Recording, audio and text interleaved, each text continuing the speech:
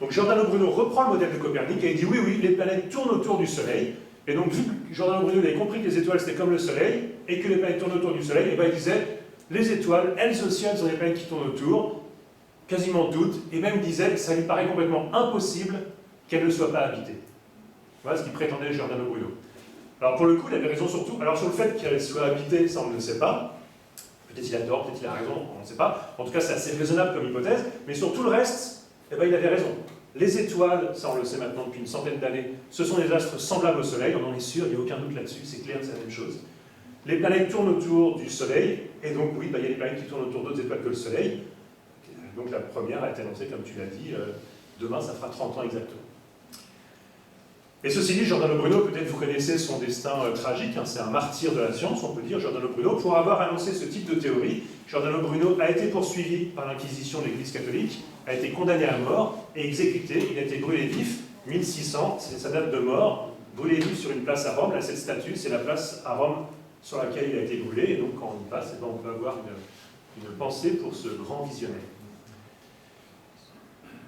Mais donc Giordano Bruno, c'était au XVIe siècle, et je vous dis, la première détection, donc c'était il y a juste 30 ans. En fait, pendant des siècles après, on s'est dit, bah, ouais, les planètes extrasolaires, peut-être ça existe, mais on n'arrivait pas à les détecter. On ne savait pas les détecter, et même on se disait, peut-être on n'y arrivera jamais. Et c'est difficile de faire de la science sans observation. La science, c'est des observations, de la théorie, et puis des allers-retours entre les deux. Une théorie suggère des observations peuvent contraindre une théorie, bah, c'est ça la science. C'est des théories qu'on confronte aux observations, et des observations qu'on confronte aux théories, et les deux évoluent de manière jointe. Pour les planètes extrasolaires, il n'y avait aucune observation. Et pourquoi c'est si difficile de détecter une planète extrasolaire? Comment faire? Si on voulait détecter une planète extrasolaire, la manière la plus simple qui vient à l'esprit, on prend une étoile, voilà, on prend celle-là par exemple, on prend un gros télescope, on grossit énormément, on voit un petit point à côté de l'étoile. Au fur et à mesure des semaines, des mois, des années, on voit ce petit point qui tourne autour de l'étoile, ça y est, on a détecté une planète extrasolaire. Ça, c'est la méthode directe en imagerie. Mais cette méthode, elle pose deux énormes difficultés. Pour représenter ces deux difficultés, je vais vous montrer une animation. On voit un phare avec un oiseau, on va dire que c'est un goéland qui tourne autour du phare. Et donc, dans cette analogie, le phare, c'est l'étoile, le goéland, c'est la planète. Le goéland, il est éclairé par le phare, et donc détecter une planète extrasolaire, ça revient à détecter un goéland qui volerait autour d'un phare si le phare était situé à 1000 km de nous, en ordre de grandeur. Parce que les deux grosses difficultés, c'est que le goéland est très près du phare, et puis il est bien moins brillant que le phare. La planète est très proche de son étoile, vu que l'ensemble est très loin, et la planète, elle est bien moins brillante que l'étoile. En fait, la planète, elle est des millions, des milliards de fois moins brillante que l'étoile. Même le rapport est moins défavorable pour le goéland. Le goéland, ce n'est pas des milliards de fois moins brillant que le phare. Donc c'est ça, les deux grosses difficultés qui fait que pendant des siècles, on s'est dit, bah, les planètes extrasolaires, oui, ça doit exister, c'est assez raisonnable d'imaginer que ça existe, mais on ne pouvait pas en détecter. On ne savait pas en détecter, on disait peut-être même on n'y arrivera jamais, tellement c'est difficile, et donc ce n'était pas vraiment une science, l'exoplanétologie, il ne se passait pas grand-chose. Et pourtant, bah, c'est très intéressant de rechercher et caractériser les planètes extrasolaires, je vais essayer de vous dire brièvement pourquoi. Le premier point, c'est démontrer l'existence des exoplanètes. Tant qu'on n'a pas détecté une exoplanète, on ne peut pas exclure une vision assez extrême, selon laquelle le Soleil serait la seule étoile à avoir des planètes. Dans la galaxie, il y a des centaines de milliards d'étoiles. Si ça se trouve, il n'y en a qu'une seule qui a des planètes, c'est le Soleil.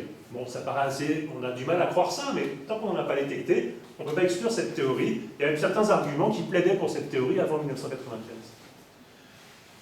La deuxième raison, c'est explorer la diversité de l'univers. Ça, explorer la diversité de l'univers, c'est un but de toutes les sciences. Toutes les sciences, là, que vous avez pu voir sur le village là, pendant ce week-end, bah, toutes les sciences cherchent à explorer l'univers qui nous entoure, la nature, etc., pour voir ce qu'il y a dedans.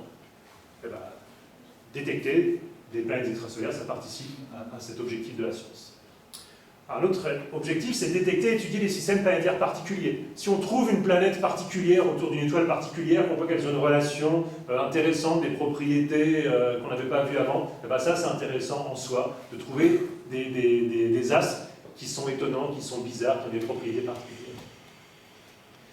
C'est intéressant également de connaître les propriétés statistiques des systèmes planétaires. Par exemple, tout à l'heure, je vous ai parlé du système solaire, je vous ai dit les 4 planètes gazeuses, elles sont loin du Soleil. Les 4 planètes telluriques, elles sont proches du Soleil. Donc les grosses planètes sont loin, les petites planètes sont proches. Est-ce que c'est toujours le cas? Bah, quand on n'a qu'une seule étoile, un seul système planétaire, on fait de la statistique à un élément, bon, c'est un peu limité.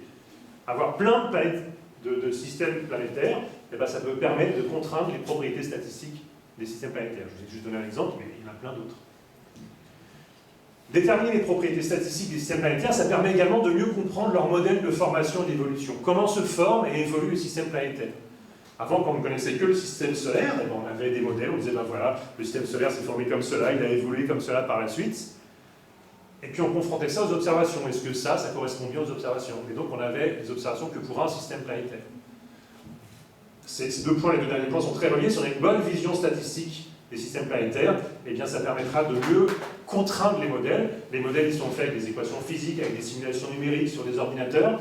Ben ça, ils font des prédictions, voilà à quoi doivent ressembler les systèmes planétaires. Et ben on compare ça après aux propriétés des systèmes planétaires. Si on n'en a qu'un, ben, peut-être qu'on peut se tromper avec un seul, peut-être qu'il est particulier. Si on en a des centaines, des milliers, c'est beaucoup plus fiable. Un autre objectif, pourquoi rechercher et caractériser des planètes extrasolaires, c'est trouver des analogues à la Terre. On est extrêmement intéressé à trouver une planète comme la Terre, aussi grosse, aussi massive que la Terre, qui tourne en un an autour d'une étoile similaire au Soleil. Ça, c'est extrêmement intéressant pour cette question notamment de la recherche de la vie extraterrestre.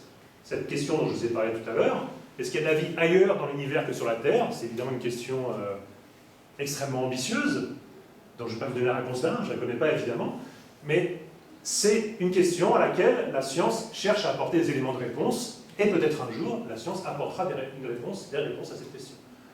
Donc la vie, elle existe sur la Terre. Est-ce qu'elle existe sur d'autres planètes dans le système solaire? Il semble que non. Peut-être on ne l'a pas trouvé, il y a peut-être des formes très cachées de vie, mais pour l'instant on ne les a pas vues. Peut-être qu'il y en a dans le passé sur d'autres planètes, pour l'instant on n'a pas vu non plus. Donc dans le système solaire, on a l'impression qu'il n'y en a que sur la Terre. Sur une étoile, le Soleil, ou sur une autre étoile, on a l'impression que ce serait difficile d'avoir de la vie quand même là. Les conditions sont extrêmes, il fait extrêmement chaud. Bon. Entre les étoiles, dans le milieu interstellaire, là il n'y a rien, il n'y a pas de source d'énergie. Là aussi, on a l'impression que c'est très difficile d'avoir la présence de vie. Peut-être qu'on se trompe, peut-être qu'on est trop conservateur dans notre façon de voir la vie, mais ça paraît quand même difficile d'avoir de la vie là. Sur une planète similaire à la Terre, autour d'une étoile similaire au Soleil, ben là on est sûr que ça peut se produire. On a un cas sur la Terre, donc on est sûr qu'il est possible d'avoir de la vie sur une planète comme la Terre, autour d'une étoile comme le Soleil. Donc rechercher des planètes, donc des exotères, autour d'une autre étoile que le Soleil, eh bien, ça pourrait poser des éléments de réponse à cette question, cette grande question de la recherche de la vie extraterrestre. Alors, quelles étaient les présomptions? Eh bien, on s'attendait à des orbites quasiment circulaires, à peu près circulaires, de planètes autour de leur étoile, coplanaires, c'est-à-dire toutes les planètes à peu près dans le même plan, progrades, c'est-à-dire qu'elles tournent toutes dans le même sens, qui est le même sens que le sens de rotation de l'étoile sur elle-même, un Jupiter à 5 unités astronomiques, une Terre à 1 unité astronomique, c'est-à-dire toutes les propriétés du système solaire. En fait, on s'attendait à trouver des systèmes planétaires, enfin on pouvait s'attendre à trouver des systèmes planétaires qui ressembleraient à ce qu'on a dans le système solaire. Et bien, comme je vais vous le montrer, c'est pas du tout ce qu'on a trouvé. On a trouvé une grande diversité, plein de systèmes planétaires qui sont extrêmement différents du nôtre. Donc, voilà pourquoi c'est intéressant de rechercher des planètes extrasolaires. Donc la première, comme on le dit, voilà, on a fait vraiment beaucoup de suspense, Bruno et moi, pour arriver à ce résultat. Donc il a été annoncé en 1995, la découverte de la première planète extrasolaire par les astronomes suisses Michel Mayor et Didier Queloz, à l'Observatoire de Provence, donc il se trouve ici, vous voyez le site là, on voit ici le télescope qui a permis cette découverte. J'ai un petit film qu'on a tourné en début de nuit, ça ressemble à ça, dans la coupole du télescope de 1,93 m. Donc le dôme s'ouvre, il peut tourner aussi, la monture, voilà, on bouge le télescope pour aller vers la région du ciel où se trouve l'étoile qu'on veut observer. Donc ce résultat en 1995 a constitué une révolution, puisque ça faisait des siècles qu'on attendait ce résultat, on n'avait pas la réponse à la question, est-ce que les planètes extrasolaires existent, oui ou non. Donc on a eu la réponse, et pour ce résultat extraordinaire, Michel Mayor et Didier Queloz ont obtenu en 2019 le prix Nobel de physique. D'ailleurs, demain commence, la semaine prochaine, c'est la semaine des Nobel, donc on va avoir un nouveau prix Nobel. Bon, ils ne l'auront pas, puisqu'ils l'ont déjà eu. Donc ils l'ont eu en 2019 pour un résultat en 1995. Ça faisait des années qu'on se disait, bah, quand même, il faudrait avoir le prix Nobel de physique pour ce résultat extraordinaire. Et donc ils l'ont eu. Je vous montre juste deux images que je trouve assez émouvantes. Ça, c'est Michel Mayor. Donc ça va être 2-3 heures après qu'il a appris qu'il avait obtenu le prix Nobel de physique. Il est en train de prendre un avion. Et donc c'est une photo prise par sa compagne, son épouse. Il regarde son ordinateur et puis il reçoit plein de courriels. Voilà, bravo, congratulations, super et tout. Voilà. Moi j'aime bien cette photo. Et puis l'autre, donc Didier Queloz, qui était son étudiant en 95, un étudiant en thèse, maintenant c'est un grand professeur en Suisse et au Royaume-Uni. Et donc à ce moment-là, le jour, donc le 8 octobre 2019, quand il a obtenu le prix Nobel, il était en réunion avec plusieurs chercheurs et chercheuses, des jeunes chercheurs et jeunes chercheuses pour travailler sur un nouveau programme en exoplanètologie. Et puis, bah, ça doit être 1 heure ou 2 après qu'il a le prix Nobel, ils font cette photo. Voilà. J'aime bien aussi cette photo. Alors, comment ont-ils fait, Major et Queloz? Comment ont-ils fait? Alors, ça faisait des siècles qu'on essayait de les détecter. Je vous ai dit que c'était très difficile, c'est aussi difficile que de détecter un goéland qui tourne autour d'un phare si l'ensemble est à 1000 km. Eh bien, ils n'ont pas fait comme ça. Ils n'ont pas fait la méthode directe, ils n'ont pas réussi à faire une photo d'une planète. Ils ont utilisé une autre méthode, ils ont utilisé une méthode indirecte. C'est-à-dire qu'ils n'ont pas directement vu la planète autour d'une autre étoile, ils ont étudié une étoile très précisément, et ils ont détecté sur cette étoile l'effet de la présence de la planète autour de cette étoile. Donc c'est ça que je vais vous expliquer tout de suite, en vous donnant l'analogie d'un lanceur de marteau. On prend un lanceur de marteau là, on s'intéresse au moment où il tourne sur lui-même, voilà. On ne s'intéresse pas au moment où il lâche le marteau, on s'intéresse au moment où il tourne sur lui-même.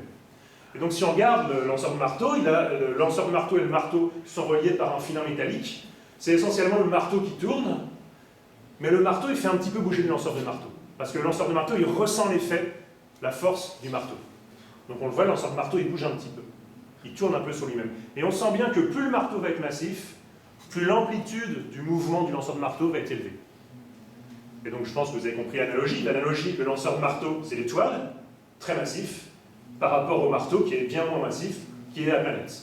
Donc ça, voilà, on voit une image, je vais passer celle-là, je vais vous montrer directement l'animation. On voit une étoile là avec une planète qui lui tourne autour.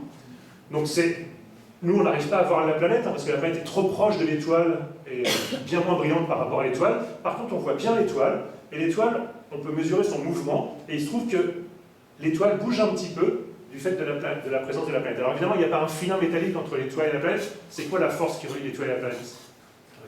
La gravité, bien sûr. La gravité, c'est ce qui fait que les masses s'attirent les unes les autres. Ma petite télécommande ou mon micro, si je lâche, ils tombent par terre parce qu'ils sont attirés par la Terre.